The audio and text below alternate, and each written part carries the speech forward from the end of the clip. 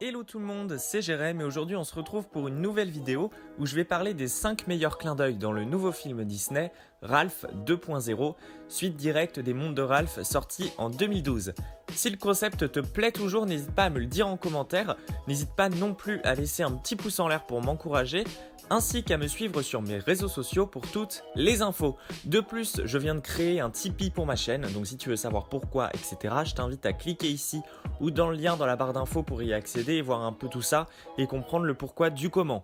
Ceci étant dit, il est temps de commencer la vidéo, c'est parti! Clin d'œil numéro 1, lorsque Ralph et Vanellope arrivent chez eBay et qu'ils se font accoster par plusieurs spams, la deuxième annonce qui leur est montrée dévoile un panneau disant en gros que les femmes les plus sexy de votre région veulent vous rencontrer. Et la femme présente sur cette annonce, c'est pas n'importe qui puisqu'il s'agit en fait de Tante Cass du film Les Nouveaux Héros. Et franchement, c'est assez fort de voir ça dans un film Disney destiné à un jeune public, mais hélas, c'est tellement révélateur de ce qu'est Internet aujourd'hui. Numéro 2, le personnage de Ralph est grandement inspiré de Donkey Kong, ennemi juré de Mario dans le tout premier jeu Mario, puisqu'étant lui aussi l'ennemi principal de son jeu et ayant la même carrure.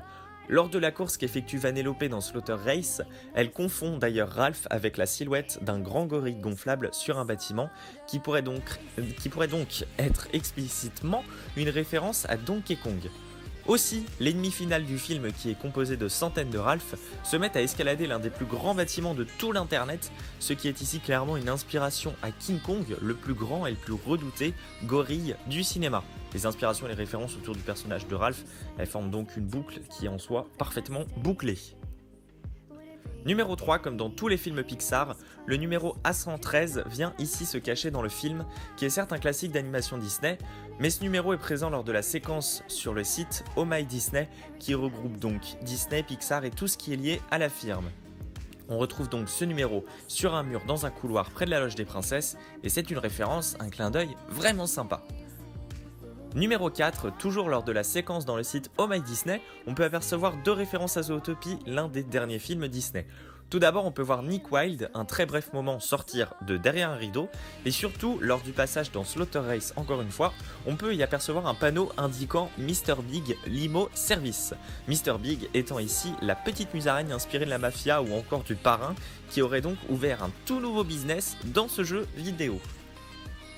Et enfin numéro 5, puisqu'évidemment Marvel fait partie de Disney aujourd'hui, on ne pouvait pas passer à côté de la référence de la présence de Stan Lee, aujourd'hui décédé, qui est en train de se balader évidemment tout tranquillement du côté de chez Marvel Studios dans le site Oh My Disney.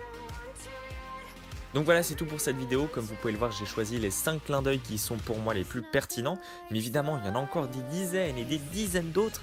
Donc je vous donne le lien d'un site référençant tous ces clins d'œil dans la barre de description. J'espère donc que cette vidéo t'a plu. Si c'est le cas, n'hésite pas à me le dire en commentaire, à laisser un pouce en l'air et à t'abonner si ce n'est pas déjà fait. Et nous, on se retrouve la semaine prochaine pour une toute nouvelle vidéo. Salut tout le monde!